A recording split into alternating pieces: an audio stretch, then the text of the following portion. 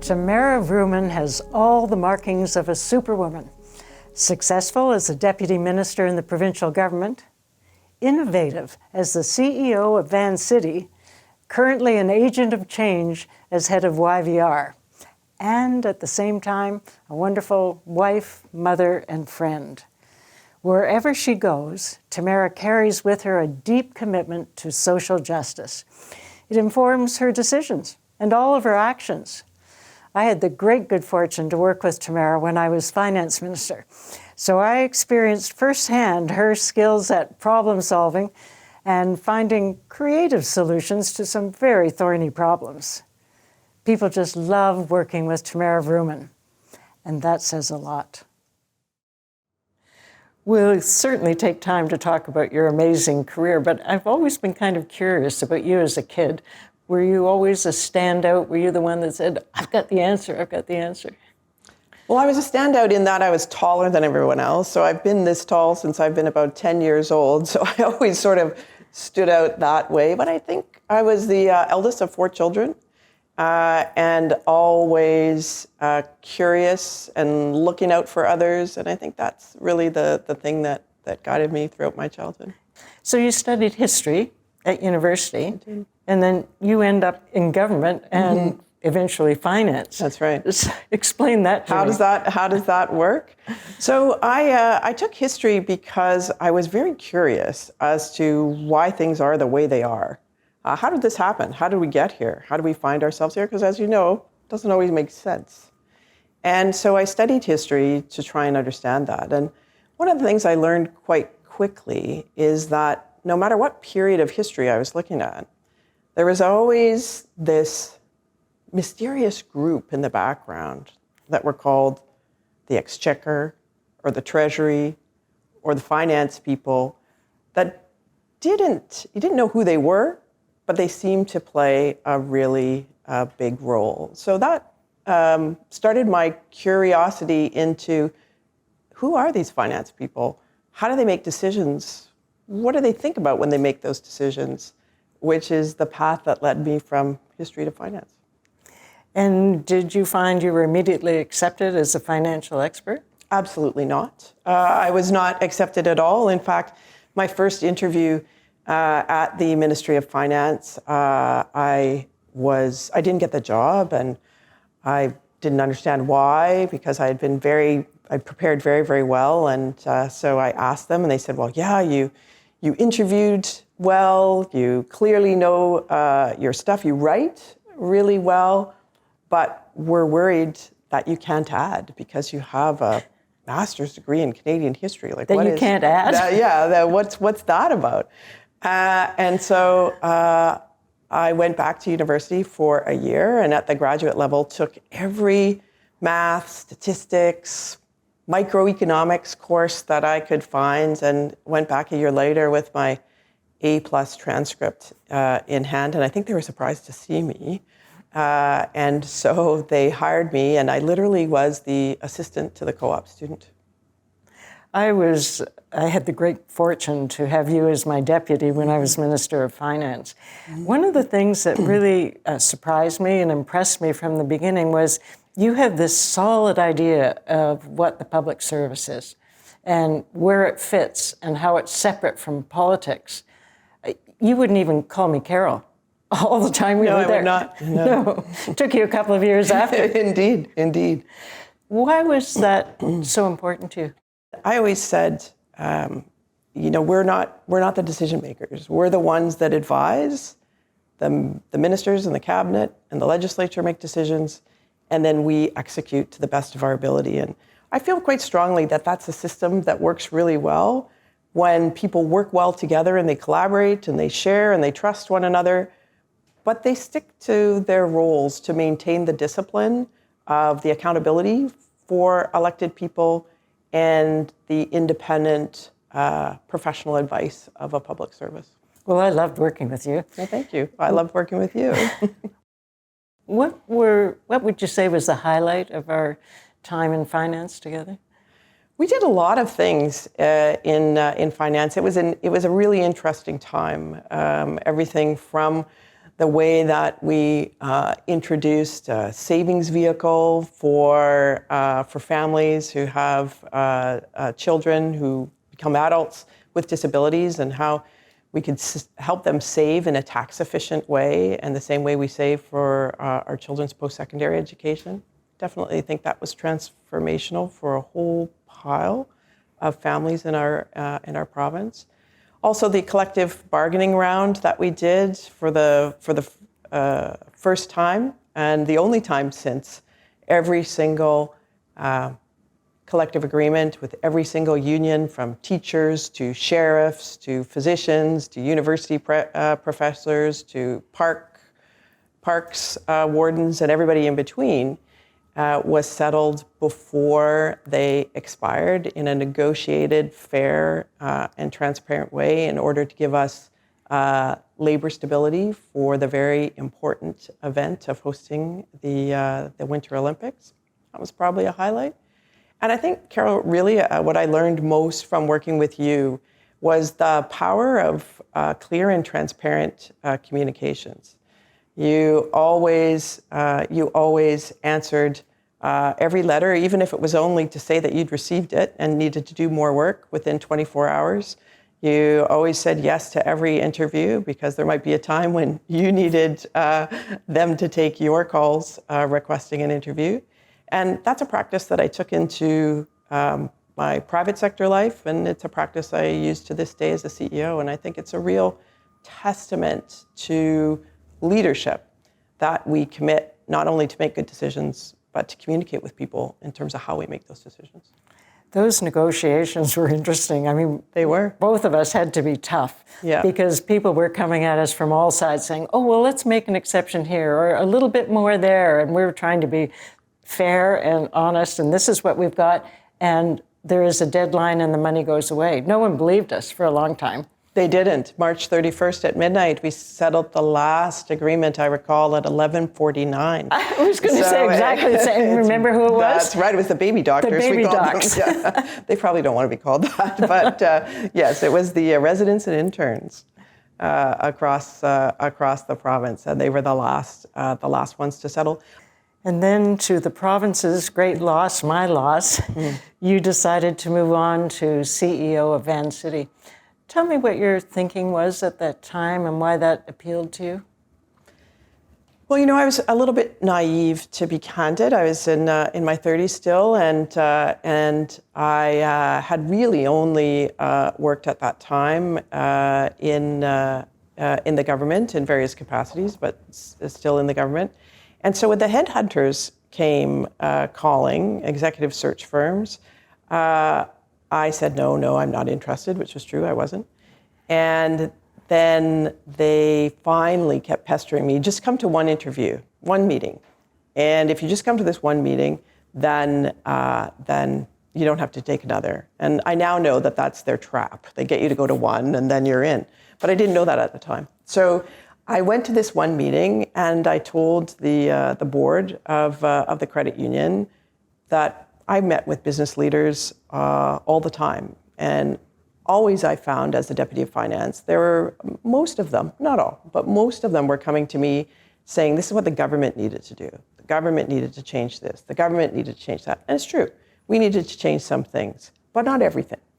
And it always struck me that the private sector had so much resources, talent, capital, creativity that could be in service of not only their business objectives, but of making our province better. So I told this board that I really thought that the private sector needed to step up, and if I were to be CEO, this is what I would do. And I thought they would say, "Ooh, goodbye, we never want to see you again." And instead, they said, exactly, that's what we think too, you're hired, much to my surprise. So I went to Vancity with the idea that we needed to build a very, very strong and profitable local financial institution really important, serving a lot of businesses and individuals. Yeah, it's really interesting to look back on it. We were the first, what we would call then, carbon neutral financial institution in North America. We did that in 2007. People are still struggling with doing it by 2030 or 2050 today.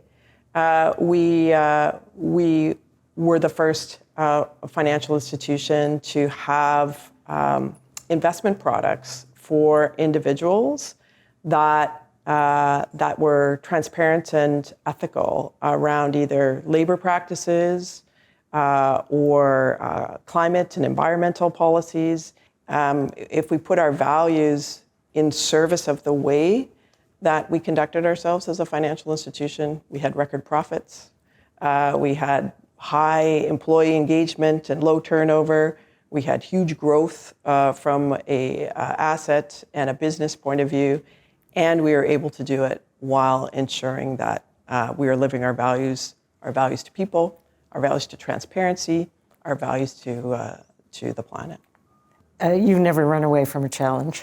Nope. And so then YVR, Vancouver Airport, comes knocking on your door. Mm-hmm. So this is another interesting switch. What did you see in the airport that you felt would be perfect for you to step into? Well, I took over at Vancity, as it turns out, on the 1st of September, 2007. And you may remember that on the 22nd of August of that same year, the asset-backed commercial paper market collapsed, which precipitated what was then the biggest global crisis that we had seen, which was the financial crisis of 2007 and 2008. And I learned a lot through that time about what really matters when you're running an organization, about how values in your decision-making makes all the difference for the future that you set forward. And so the airport came and asked if I'd be interested in being the CEO in 2019. And by the time the process concluded, it was 2020, May, in fact, and we were sitting down to sign the contract. And the pandemic was in full swing. And it was clear that the pandemic was going to affect our industry. I had no idea how much, frankly, but that we were going to be quite affected in the aviation industry. And I remember the chair of the board saying, we were just signing the contract, and she said, "Are you sure? This isn't going to be quite what we thought." And I said without hesitation, yes. And knowing everything I know today, I'd answer it exactly the same way. And it's because just like a financial institution, and just like the public service, an airport, actually, of course, it's a building. It's the largest building in the province. It's a very important industrial site, important for the economy, and all of that is true. But we employ 26,000 people here. 25 million people a year come through our airport. And what an airport is actually a place where we try and make the connections between business, between families, between education opportunities, between learning, shorter. But boy, when you think about challenges, then there was December 2022. Yes. And the airport was at the center of all of the issues and complications of that Christmas. Yep. What went wrong? A number of things. I'm from I grew up in Kamloops, and it snows there a lot. And no matter how practiced you are at walking in the snow, you always walk a little bit slower when it's snowing. And the same is true at an airport. Doesn't matter how prepared you are, things do slow down when it snows or when it's icy. And so that's always a part of flying in winter conditions, no matter where you are and how prepared you are. But what happened here was we had weather that did present in a way that we hadn't seen. In fact, the last recorded time we could find was over 90 years ago, so it was quite unique. And it meant that the time between when an aircraft went from being de-iced to when it was cleared to taxi and go onto the runway the ice built up on the aircraft again, and it had to go around. And so around and around and around, aircraft was going. Meanwhile, aircraft was inbound from other places which were also experiencing difficult weather conditions. And so literally, there was a traffic jam on the ground where we had too many planes on the ground and not enough taking off at pace. And so that resulted in the absolutely unacceptable situation where some people were waiting on board aircraft to disembark 9, 10, 11 hours after a long either trans-North American or trans-Pacific flight, because we literally had no gates and we didn't have, as an airport, the ability to tow aircraft that were vacant but were sitting there because they couldn't take off a gate in order to get a full aircraft on. So it was actually quite a practical problem that translated into significant disruption, meaning people couldn't take off or land for a significant period of time. And what we learned through that process is the resilience that we used to have in the aviation system, where the airlines would have a bit of flex, the ground handlers would have a bit of flex, the airport would have a bit of flex, the navigation authority, which controls the takeoff and landing of aircraft, they had a bit of flex. All of that flex had been taken out during the pandemic. And so the airport ecosystem literally, because of the weather, and figuratively froze. And so the changes that we've made have really seen us as an airport take a far bigger role in services, in data sharing, in scheduling, in moving aircraft than we ever have before in our history, because there's just not the capability. The labor shortages are really tough for airlines, for pilots, and for the tower. So that's what we've been doing over the last year, and that's what's been leading to our improved performance. So when you go through these difficult times at whatever stage in your career, you're always so smooth and calm and cool on the surface. What's going on inside? Yeah, I think maybe it goes back, Carol, truly to some of those early experiences in my life where I was 6 years old, but I had to grow up in a big hurry because there was 2 little brothers and a mom that needed help in order to navigate the very sudden loss and situation, and frankly, financial stress with the death of my father that we found ourselves in. And so I was making dinner at 7. I was babysitting my very younger brothers, probably at an age that would not be consistent with current standards and practices. And so I think I just grew up quickly and learned that panicking didn't really help. You just had to find a way to pragmatically find your way through. And that the more open you were to asking for help, the more willing people were to help. And of course, Tamara being Tamara, one huge job at a time is not enough. Mm-hmm. And so you're also chair of Canada's Infrastructure Bank. Yes. You're the chancellor of SFU. Yes. How do you take those on? Why do you take those on?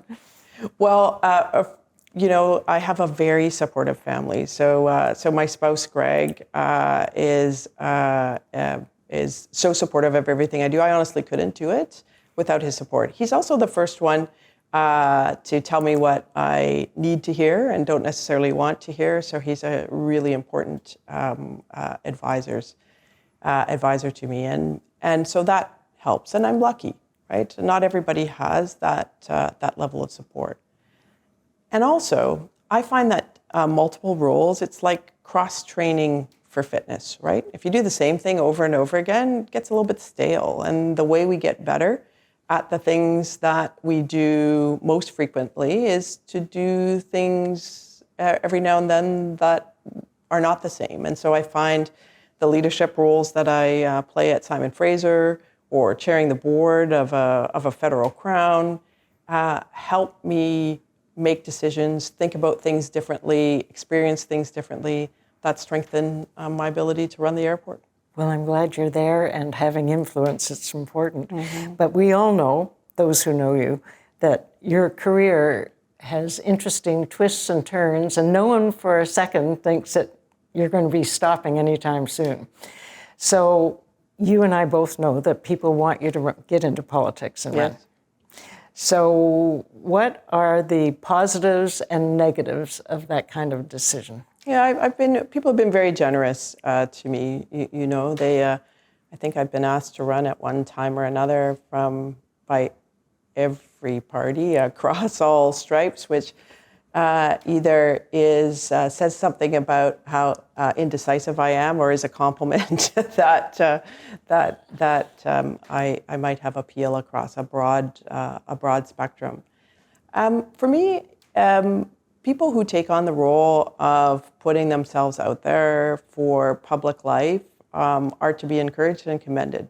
It's a really important role, as I said at the outset. Our society actually can't function without that level of engagement and accountability and dialogue. So that appeals to me.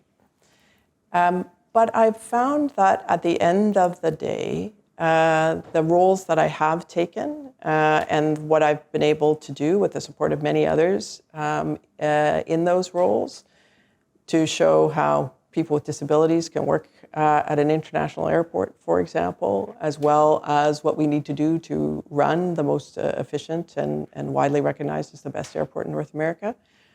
Those platforms are a better place for me right now to create the kind of change that I think we need to see more of in our province and in our community. Would I ever say never? Of course not. But for right now, I like where I'm at. Actually, you give me some relief when you say right now, because that does keep the door open a little bit. If it were possible at some point in the future, do you have in mind which level of government, because you know them all, would suit you best? I think it would depend on what was going on. You know, to me, the only reason I would run is because I would want to get something done. And so it would depend what needed doing. For sure, local level, you know, it has the most direct effect in people's lives, and so it's a really important level. Federal level, obviously you're on the world stage and macro things are happening. Probably the Goldilocks just right, though, would be the provincial level, because it gives the blend of both, you know, things that really do affect the long term of a region and of an economy, but also are connected enough to people's daily lives, given what provinces are accountable for: healthcare, education, transportation. That would probably appeal to me. Thank you for all you've done. Yeah, thank you. The story is to be continued. Yes, I think it probably is. Thank you. Yeah, thanks. Stay tuned, because this story is not over. Tamara Vrooman, already a BC legend.